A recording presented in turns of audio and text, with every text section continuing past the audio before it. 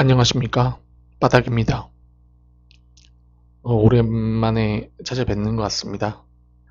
오늘은 10번째 주제로 대기업과 중소기업의 차이. 대기업, 어, 대기업, 그렇죠. 우리나라 한 100대 그룹, 100대 기업 정도가 대기업으로 분류되어 있고, 근데 나머지는 이게 중견기업, 중소기업, 이렇게 분류가 되어 있거든요. 그래서 모든 사람이 가고 싶지만 실제로 가기 힘든 곳이 대기업이죠. 그래서 대기업과 중소기업의 차이, 뭐 입사에 대한 뭐 허들의 차이도 있을 거고, 그리고 거기에서 지내면서 지내는 생활 자체의 차이도 좀 있을 거고, 또한 뭐 예를 들어서 나와서 재취업이라든지 아니면 은퇴 시점에 이제 구직자로서 바라보는 차이, 아니면 내가 했던 경험, 대기업 경험이냐, 중소기업의 경험이냐, 어떤 경험을 갖고 있을 때 어떻게 취업이 되는지, 이런 거에 대해서 좀 말씀을 드리고자 합니다. 음, 사실 대기업에 들어가기 위해서 공부를 열심히 하고, 서울대 연고대를 나오기 위해서 사람들이 애를 쓰죠. 아직은 대기업이 확실히 연봉이 높습니다. 어, 다른 뭐 탑10 연봉 순위 탑10을 보면은 물론 이렇게 중소기업이나 중견기업에 정말로 큰 연봉을 주는 기업들도 꽤 있어요.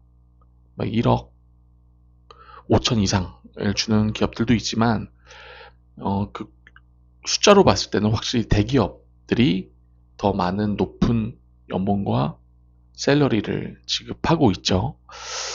그래서 정말 많은 사람들, 많은 이제 고등학생들한테, 고등학교 학생들에게, 야, 너 왜 좋은 대학을 가고 싶니? 하면은 대부분이 좋은 대학을 나와야지만 대기업이나 뭐 공기업이나 이런 입사하기가 굉장히 수월하기 때문에 라는 답을 많이 합니다. 맞습니다. 그래서 첫 번째로 제가 이렇게 표기했지만 대기업, 공기업, 전문직까지 해서 사실 여기에서 재직하고 있는 사람들이 보통 어, 탑티어로 보는 거죠. 남자든 여자든. 어, 예를 들어 결혼 뭐 매칭 회사가 에서 남자를 평가할 때 혹은 여자를 할 때도 전문직이면은 보통 변호사 아니면 의사, 아니면 회계사, 뭐 이런 법무사 뭐 이런 전문직들이 좀 있죠. 그래서 이 전문직들은 어찌 보면은 어, 자기만의 어떤 전문 기술로 인해서 계속적으로 평생 급여를 받을 수 있는 그런 안정적인 체계를 누릴 수 있는 사람들입니다. 그래서 전문직에서도 뭐 의사는 최상이고 변호사나 이런 사람들은 이제 뭐 그 다음 순위고 뭐 이렇게 한다고 들었어요. 그래서 전문직에 있는 사람들이 가장 탑 티어고, 그 다음에 대기업, 공기업 뭐 비슷한 수준이라고 합니다. 대기업은 사실 샐러리 부분에서 연봉이 그냥 높죠. 하지만 안정성은 좀 떨어지고, 물론 중소기업, 중견기업보다는 훨씬 더 안정성도 좋습니다. 한번 입사하면은 내가 정년 때까지 다닐 수 있는 기업이 보통 대기업이고, 어, 뭐 어느 정도 잘못을 하더라도 자르질 못해요. 이쪽은 워낙 근로기준법에 저촉을 받기 때문에 함부로 자를 수가 없습니다. 직원으로 한번 들어오게 되면. 공기업 같은 경우는 정말 안전하죠. 자르는 회사에서 공기업에서 직원을 잘랐다 이런 소리를 들어본 적이 없습니다. 정년까지 보장돼 있고 나오면 연금이 있고요. 굉장히 안전한 기업이죠. 대신 샐러리가 좀 적죠. 그래서 이 대기업, 공기업, 전문직이 정말 모든 대학생들이 가고 싶어하는 기업들이라고 생각합니다.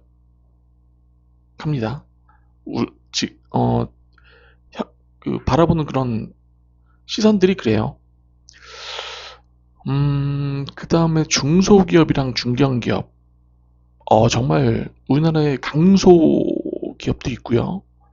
정말 최고의 중견기업, 뭐 아우디 코리아도 사실 중견기업이고, 제가 볼 때는 대기업인데 중견기업으로 분류된 기업들도 꽤 있습니다. 그래서 대기업보단 못하지만 상당한 규모를 갖고 있는 기업들이 중견기업이고, 뭐 중소기업도 사실 강소기업 같은 경우에는 뭐 정말 우리나라에서 독보적으로 어떤 기술을 갖고 있다? 정말 훌륭한 강소기업입니다. 그런 데는 정말 입사하게 되면은 오랫동안 정년까지 일을 할 수도 있고요. 물론 이제 그러한 제가 말씀드린 탄탄한 중소기업이라든지 탄탄한 중견기업들이 아주 많지는 않죠. 대기업에 비해서. 중견기업 같은 경우에도 예를 들어서 50% 정도가 안전하다면 대기업은 예를 들어 90%가 안전, 중견기업은 50%가 안전하다면 중소기업은 한 20%가 안전하다. 이렇게 정도 차이로 보시면 될 것 같습니다. 대기업에서는 우리가 어떤 업무를 할 때 업무들이 세분화가 돼 있어요. 그러니까 예를 들어서 무슨 기획팀이다. 기획 업무 안에서 뭐 플래닝 팀이다.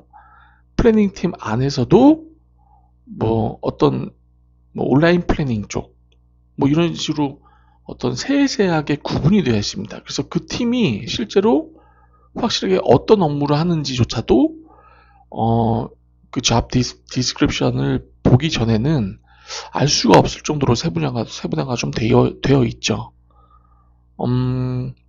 그리고 보통 그런 팀에서 업무를 하게 될 때 보통 레포트를 많이 활용하게 되고 회의를 굉장히 많이 하며 결과치가, 그러니까 회의도 많이 하고 뭐 하는데 실제 업무 자체는 대부분은 레포트식으로 해가지고 나오는 것 같긴 해요. 그래서 그거를 보고하면서 팀장님이라든지 아니면 이렇게 임원들한테 컨펌을 받고 뭐 추진할까 말까 뭐 이런 것들을 결정하게 되는 구조를 가지고 있죠. 그래서 대기업 같은 경우는 굉장히 회의도 많고 내가 주어진 업무들을 거의 다 레포트식으로 풀어내야 되는 그런 상황들이 굉장히 많습니다. 물론 이건 팀마다 다르고 또 기업마다 다르고 하기 때문에 무조건 이거다라고 할 수는 없겠지만 어, 그런 것 같아요. 팀제로 돌아가면서 팀원들이 팀장을 필두로 해서 팀장이 팀원들한테 맡긴 업무들을 팀원들이 풀어내면서 이런 것들 레포트와 회의 시 발표, 거기서 이제 뭐 결론들을 도출하고 뭐 이런 것들이 계속해서 반복이 돼갑니다. 그래서 어떤 때는 정말 한 달 동안 내가 레포트를 뭐 몇 개를 만들어도 그 중에서 다 버려지는 경우가 허다해요, 사실. 뭐 이런 어떤 기획 쪽이나 전략 쪽 이런 쪽은 대부분 이렇고 실제 오퍼레이션 쪽은 좀 다르긴 해요. 거기선 실제 실제 오퍼레이팅을 하기 때문에 뭐 예를 들어서 뭐 영업팀이다. 뭐 아니면 영업팀도 해외 영업팀이고 아니면 무슨 부품 영업팀이 있고 무슨 영업팀이 무슨 영업으로 다 나눠져 있지만 그 사람들의 업무는 보통 이제 고객들에게 전화를 하거나 아니면 업무 이제 뭐 고객들이 받아야 될 물건들이 제때 갔는지도 체크하고 그런 데일리 오퍼레이션들이 일어나는 업무들도 있습니다. 하지만 이게 체계화가 많이 돼 있기 때문에 정말 세분화적으로 많이 나눠져 있죠. 실제로. 이런 게 크고 중소기업, 중견기업에서도 좀 조금 작은 회사, 그러니까 중소기업이라고 치면은 사실 일당백으로 많이 합니다. 그러니까 물론 중소기업도 제가 말씀드린 강소기업 같은 경우에 어떤 내가 반도체 어, 뭐, 뭐 케이징 케이징 부품을 담당한다 했을 때는 그 케이징 부품만 전문적으로 재고 파악이라든지 아니면은 뭐 인스펙션 검사를 한다든지 아니면 납품 일정을 짠다든지 그런 그 부품에 하나 대한 모든 업무를 맡게 되기 때문에 어찌 보면은 어, 많은 업무가 아니라 그 반도체 케이징에 관련된 많은 업무를 하게끔 되어 있긴 하죠, 사실. 하지만 그런 기업보다는 약간 내가 예를 들어 뭐 연구소장도 하고 영업도 뛰고 내부 뭐 자료 정리도 한다. 뭐 이런 경우도 굉장히 많고 또 새로운 업무, 즉 뭐 갑자기 뭐 인사 노무 업무가 터졌어요. 이거 같은 경우에는 처리할 사람이 없다 보니까 총무팀에서 그냥 같이 그 업무들을 나눠져 있는 팀이 아닌 그냥 일반적으로 총무팀에서 퉁 쳐서 그런 업무까지 그냥 해서 맡게 되는 그런 경우가 종종 있긴 합니다. 물론 제가 아까 전에 말씀드린 그런 강소기업 같은 경우에는 또 그런 니즈가 필요할 때 사람을 또 채용을 합니다. 그래서 또 인사 노무만 또 담당해서 또 어떤 담당자가 생겨서 업무가 진행되고 뭐 그러니까 채워지는 거죠. 그런 업무들이 그러면서 점점 규모가 확대되고 그 중소기업이 중견기업이 되고 또 중견기업이 대기업이 되는 그런 스텝 바이 스텝의 절차들도 발발 나가면서 성장을 하게 되는 겁니다. 그래서 대기업과 중소기업, 중견기업의 차이는 사실 어찌 보면은 엔지니어링과 제너럴리스트라고 저는 말하고 싶은데 중소기업이나 중견기업 같은 경우에는 엔지니어링적인 성향을 가진 일꾼들이 노동자들이 훨씬 더 많다. 실제로 그래서 어떤 뭐 보통 중소기업은 제조 공장들도 굉장히 많고 뭐 온라인 판매하는 그런 기업들도 굉장히 많고 뭐 다양한 업태의 기업들이 있지만 그럼에도 불구하고 약간은 엔지니어링 성향의 것들을 위주로 한다. 그러니까 어차피 기술, 마케팅, 영업, 판매 이런 쪽으로 특화가 돼야지만 중소기업이 성장할 수 있는 거거든요. 그래서 제조기업이라면은 예를 들어 생필품을 만들거나 아니면 대기업에 납품하는 어떤 특정 부품들을 만들거나 아니면 대기업의 하청 업무를 하거나 이런 쪽으로 어떤 실제로 제품 만들거나 아니면은 B2C 판매자와의 접점에서 온라인 판매 행위를 한다거나 어떤 이런 엔지니어링적인 약간 스페셜리스트 쪽에 성향이 강하다면은 대기업과 공기업 같은 경우에는 내가 어떤 특별한 기술을 갖고 있지 않지만 어떤 전략적인 사고 아니면은 계획적인 사고에 의해서 어떤 업무들을 풀어내고 그거를 레포트화 시키고 체계화 시키고 보고를 하고 이런 쪽의 어떤 제너럴리스트 생각은 많이 하지만 실제 액션 같은 것들은 하청업체를 시키는 그런 제너럴리스트의 성격이 꽤 강하다라고 생각이 됩니다.